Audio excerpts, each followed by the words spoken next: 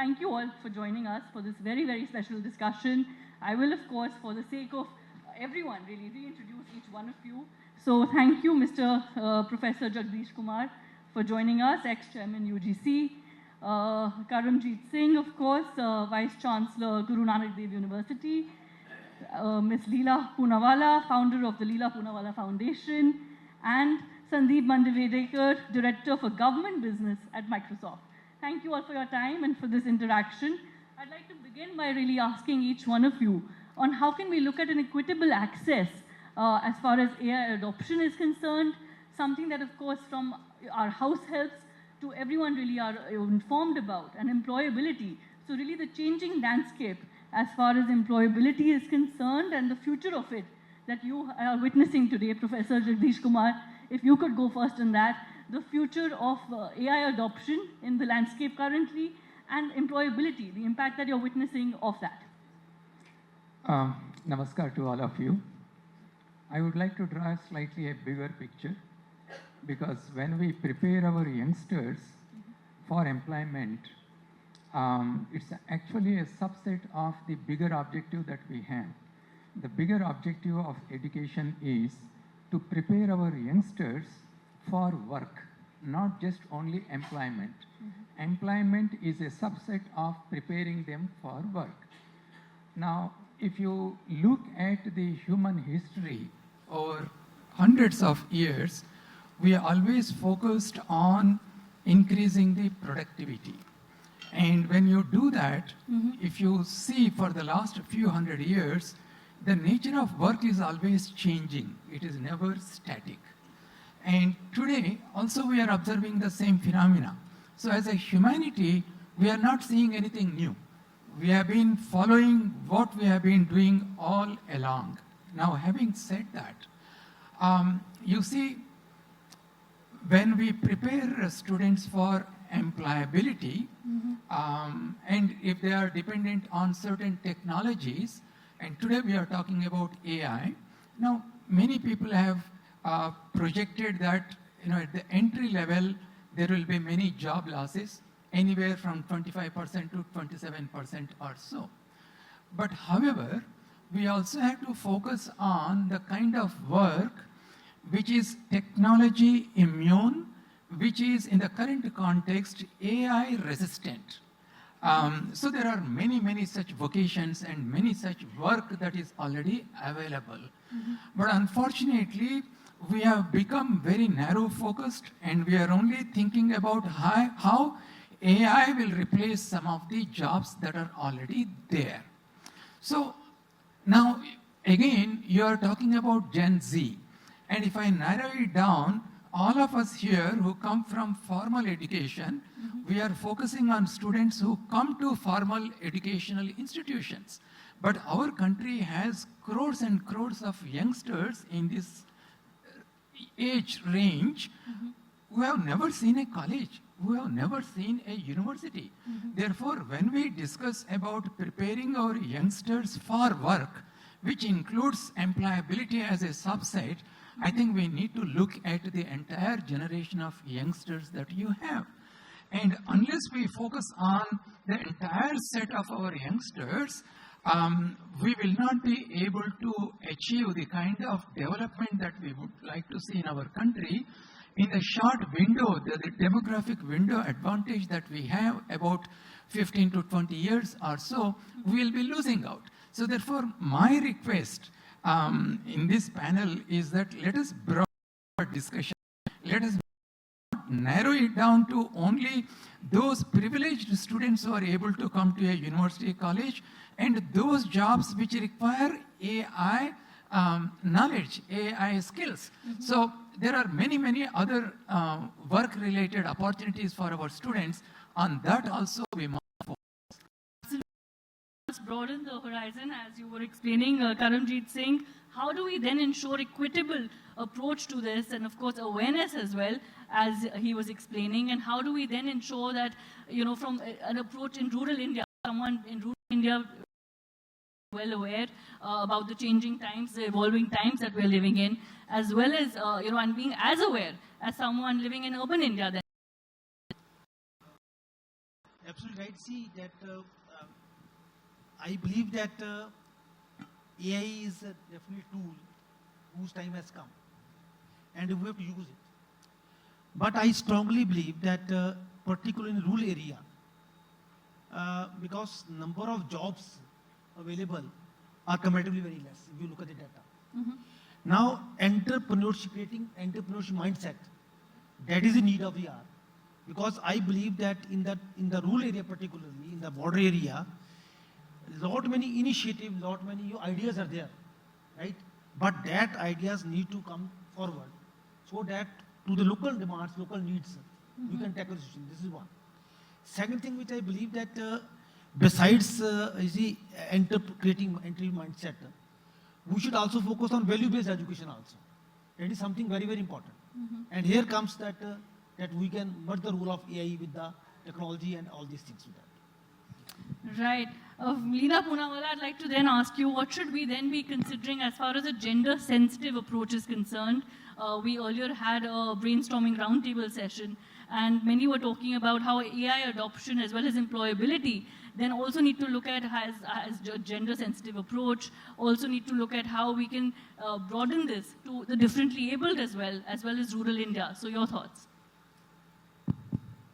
Good afternoon, everybody. Actually, artificial intelligence does not define gender at all. So the question of what happens to each gender is really not relevant at all. And regarding, how artificial intelligence is going to create problems for youth to get employment, I think every time there has been a revolution, we have had this problem. Every time we have discussed on the stage the same thing. When Industry 1 came, when Industry 2 came, Industry 3 came, we all said that there will be no jobs, automation has come, automation machines will work, so workers will have no job, unions were agitating, but nothing happened. Everything progressed, and we definitely have made a lot of progress from those days to Industry 4, and now maybe even Industry 5 will come. So let's not get bogged down with this idea of artificial intelligence is going to create issues and problems. Artificial intelligence is another technology. Let's accept it as just another technology. And with that assumption, we have to learn how to deal with it. Our education system is there. It is getting improved, but education system is still very theoretical. And that's why when I give the scholarship to my girls, scholarship is not about giving them money. Money is okay, they need that as first. But scholarship is for them to get extra additional training that we give them, the skill development that is mostly required to be given. Because that the universities are a little bit lapsed. They do it maybe after a year, maybe after 2 years, they change their curriculum. But changing the curriculum immediately is not feasible for them because of the rules, regulations, whatever it is.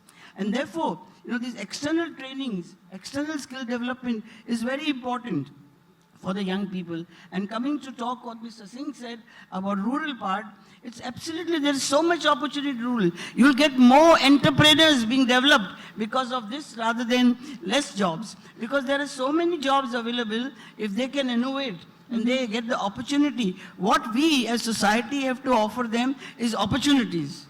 We have to, we don't have to take it for granted, oh, wo to gaon ka hai, usko kuch pata nahi hai. We have to encourage them, we have to support them in both girls and boys. They are both capable, both can do it, and today there is no particular difference between gender. Because I have got 18,000 girls, and believe me or not, they get very good jobs. Whether they are doing civil engineering or they are doing mechanical engineering, but mostly the girls and boys are focused on IT. I think that focus has to change. The other engineering faculties are really important and will gain more momentum, mechanical. Today, girls and boys don't want to do mechanical engineering. Who's going to work on the shop floor? It's not working on the shop floor. You have to change everything to IoT, and yes, that's technology. But that doesn't mean you don't have a job. You will produce more. With the same facilities, more things can be produced. So the others can become more entrepreneurs and do a better job at entrepreneurship. And believe me, there is a lot of work to be done in the rural part of India. There's a lot of opportunities. We only have to go and try to show them what opportunities are there. The young people should be told in the universities that what opportunities are there. Don't get afraid of artificial intelligence. There are so many opportunities where you can use artificial intelligence and become successful in life. This is the message I would like to give the people. Our society needs to do something about helping these youth to understand and not just go IT. All parents want to tell when they're getting admission, please take computers, IT. That has to change. Let them be educated in the basic things that are required to be done. Thank you. Absolutely. Change is the only constant, and support and encouragement really in different ways the way forward. Sandeep, do you agree? As well as, of course, we all have been reading reports on the job losses globally, and many citing AI, many saying that, look, there's also a rehiring trend emerging when AI didn't deliver the productivity that was anticipated. So your thoughts, as well as on the skill mismatch that, of course, we have addressed partially, that, is the need of the hour. And what would you then say to Gen Z who are now seeking jobs at the moment? So firstly, good evening, and thank you so much for having me here. And I think I agree to what my esteemed panelists say, right? And if I have to really talk about AI, I'm sure you all heard about it. It's not coming, it's not going to come, it's already here.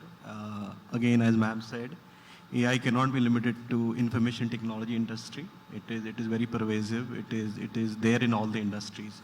We as Microsoft probably talk to all the industry leaders, and there is no conversation. There is absolutely no conversation that gets completed about without talking about an AI roadmap for an organization. And when we talk about the roadmap for any organization, it has not got to do with what business outcomes they're going to meet. But it's all about, and when I talk to government as a government leader, I talk with governments in terms of how can I use AI to, let's just say, improve the education for students? How can I use AI to, let's just say, prevent crimes that are happening, right? How can I use AI in cybersecurity, right? So there are ways and means that people have found uses of AI. So one, that AI is real, right? It's here right now.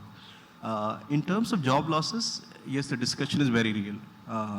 But is it going to impact job losses? Probably the way I'll say it, it will evolve the type of jobs that we do, right?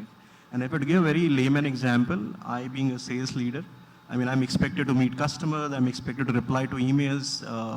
The lot of the meeting that I get is I don't reply to emails on time. But probably after the advent of AI, maybe I just use the feature called as, I call AI as a work assistant or a co-pilot in our language, probably maybe use that to reply to emails, right? That just saves me time. So AI is taking care of a lot of mundane tasks or repetitive tasks, if I may. And essentially that is helping me save time to do something more creative, maybe make some time for customers meeting, right? So AI essentially, I would say, won't take away jobs, but probably would change the way we work, right? That's how I look at it. In terms of Gen Z, I think they know AI more than us, is what I would say. But my little advice to Gen Z would be, don't be get addicted to AI. Right? Probably just think about, hey, I need to be open. This is one technology that is coming your way. Be very open, be very curious, learn more about it. And I think what Gen Z should also learn is maybe esteemed leaders like these. Probably, as ma'am said, they've seen industry 1, industry 2, industry 3, industry 4, industry 5. I think that cannot happen only with technology. That can happen with the element of human also into it, right? So I think the Gen Z should also focus on how do I consciously pick up some of the human elements, right? Be it the empathy part, be it the communication part. I think that is all very important. Alone AI cannot do the job, but AI along with the human part of it definitely can do an impactful job. Okay, so that's your message to Gen Z, but what's your message to Gen X then? Gen X also wondering in this time of course, changing times as we are all witnessing, times where we all have to, like you said, use AI as our toolkit, co-evolve with it. So Gen X also curious then, how should they approach this changing world? Your thoughts on that, Sandeep, then? No, absolutely. And I think if Gen Z it is real, Gen X, we are dealing with it on a day-to-day basis, right? There are so many, I'm sure you've heard stories about job losses and all of that. But trust me, I think those discussions have more been about the type of roles getting changed. I think what we get to hear is just the different aspect of it, but what we get to know inside is the roles have changed, right? I think it's important. One is not to fall prey to the discussion of, in terms of, in the negative manner, it is only impacting losing job. But in terms of how can I use AI to be my work assistant, or let's just say my co-pilot, rather than saying it's a competitor and I can't deal with it, right? Mm-hmm. I would prefer to believe that, and we have this concept within Microsoft called as unlearn and learn, right? That's what our CEO strongly believes, and I think we've been trained in terms of, I in my tenure probably would have changed 6 roles within 10 odd years, right? Mm-hmm. And all those roles are aspect in terms of me wanting to learn more. So AI for me and for everyone in Microsoft, and that's what we told our customers and citizens at large for that matter, it should be more in terms of how can you use that to learn more? How can you leverage AI to do your job more effectively? I think my advice to Gen X would be that, right? Maybe adopt AI to do your job better. Right.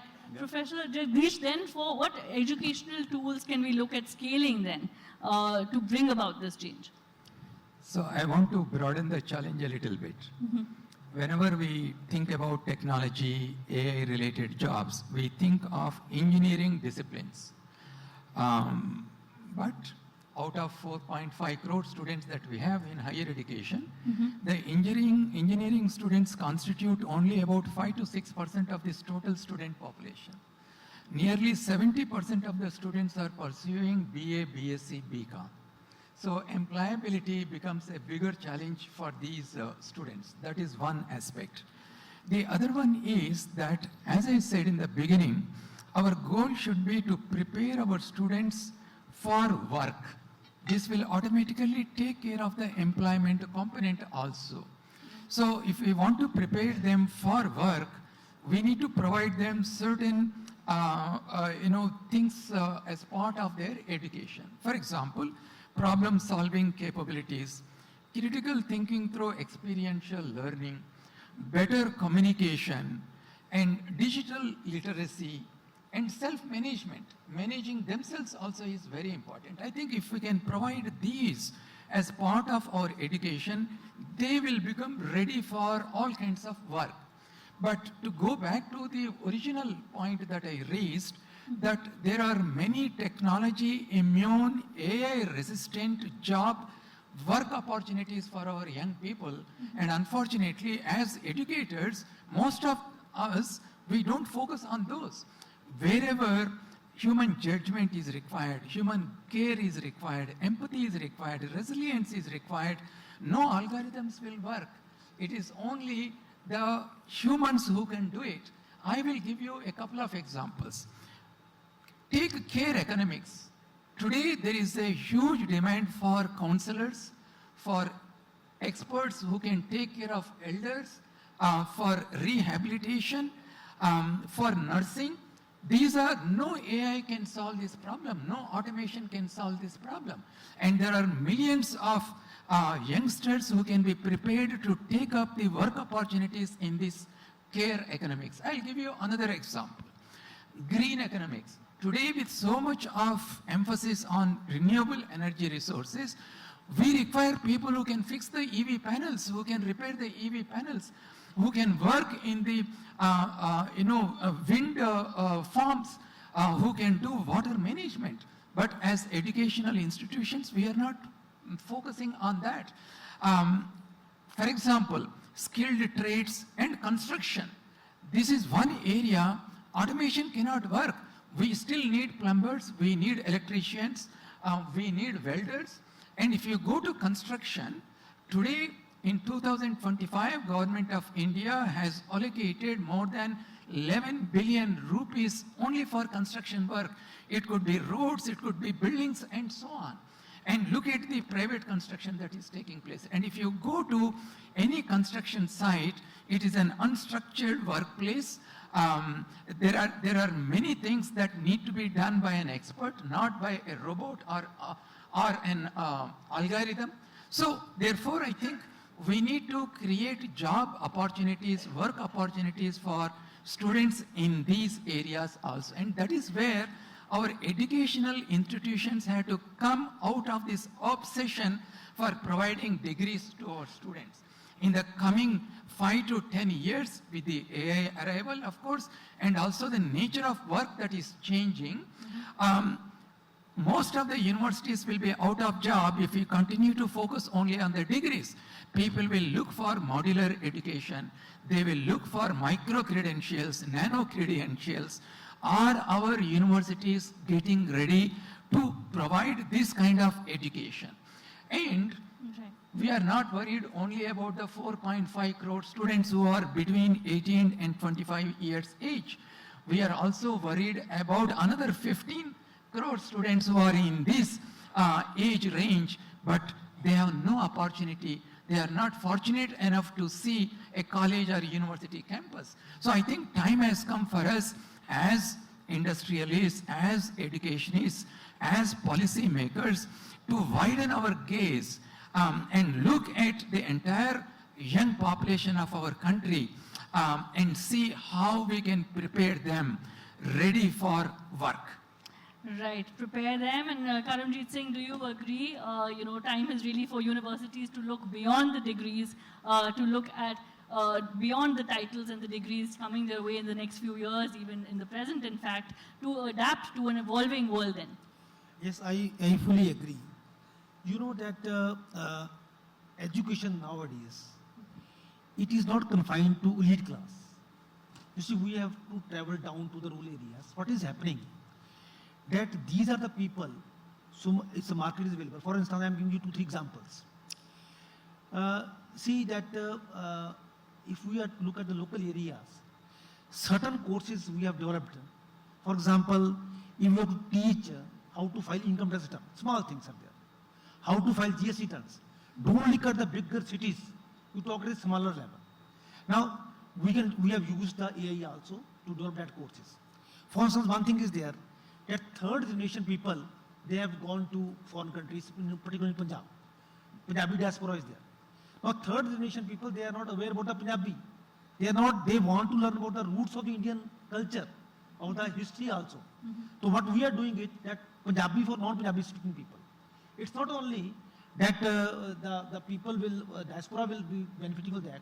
Even I can get some benefit from the South Indian people also. That type of technology which is using. To my mind, you see that we have to focus on this area, as rightly pointed out, Madam also. We have to pick up the small things from the rural areas. So much, I mean that because we are not to focus on the elite big cities. India lies in the rural areas also. They are having small demand, living. So we have to provide opportunities for them. I am very optimistic. I am very sure that IT, although is a tool, we may talk about Industry 5, whatever we can say, it is a tool, but basic thing about, that you can't, wish away about the philosophical aspect also. Because the thing is that we have to go to our roots also. If, that issues are at hand. So I believe that these things, because holistic education should be there. That should be a proper, social sciences, what we have done experimented here. We are having homogenetics, and it's a psychology also, we can intermix that way. If you can do that way, that is really, I believe that jobs will not be a problem. Yes, I fully agree that the methodology, right, and how to get a job, and the way to get a job, that will change. Right, so that really is the need of the hour, you believe. Leela Poonawalla, do you agree? And also, is it, if I had to ask you, what would you suggest to policymakers to look at a more equitable approach so that really everyone is impacted for the better in this evolving time? Yeah, policymakers, I think the government has to change their attitude. All the free scholarships that they've introduced, complete free education, only for women. Why again gender? Aren't they clever boys? Don't boys need support? So I'm just trying to say, free education, because it is available, all parents want their children to get graduates. Because it's available, they become engineers. They become engineers, it's possible to become an engineer. But what next? And then their parents expect them, you have to get a job. Why? Because neighbor's child got a job with a package of 18 lakhs of rupees. All the youth is getting pressurized by these IT companies giving huge packages, because what happens is not everybody is able to do that, but the others don't want to take the other jobs because they feel, "Arey, I'm not good enough."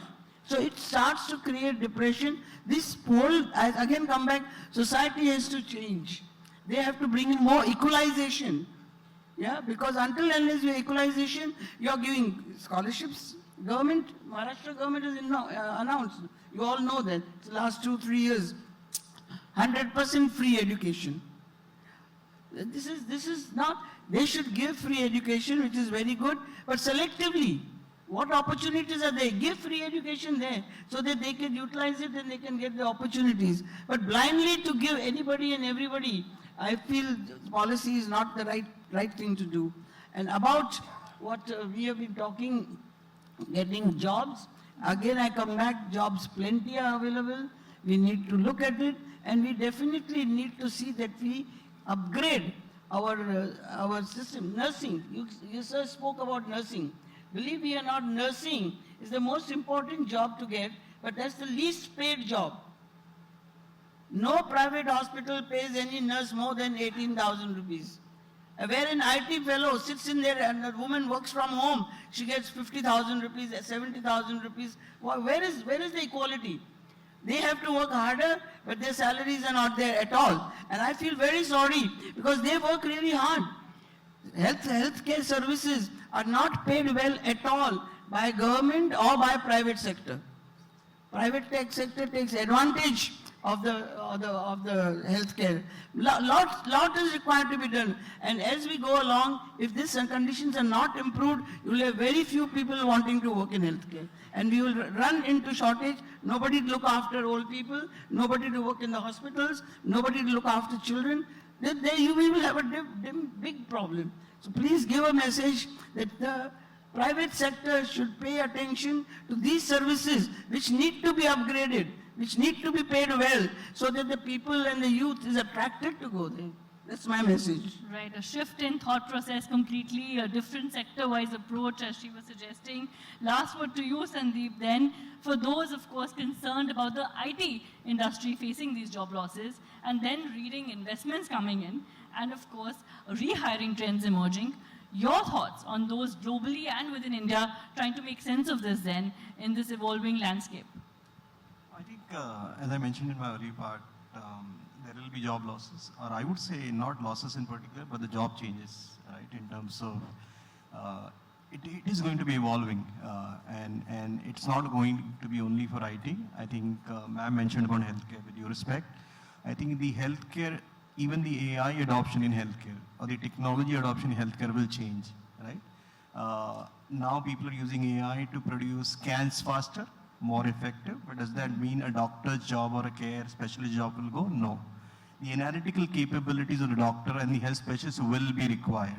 Now that messaging needs to be done by our institution, needs to be done by people who are decision makers. As ma'am rightly said, the private sector also needs to come in. So I strongly believe that job evolutions will happen, not only in IT, but in all the industries, right? That's one. Secondly, I think, as I mentioned, government is doing its bits. I probably meet every second day one of the government ministers, and I think there is an AI policy document with every state. I manage state government business. There is an AI policy document in every state. What we are working with the government is in terms of how do they use AI or even complex technology like quantum computing in terms of helping industry set up more faster, right? Or improving education of students, right? We work with government closely on skilling students also, right? Only on AI, or skilling the existing, you mentioned about Gen X, skilling the existing government employees or bureaucrats on AI, right?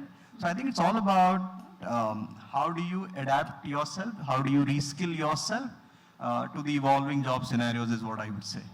Absolutely, a balanced and holistic approach, really the need of the hour. Thank you all for sharing your thoughts and for this insightful interaction.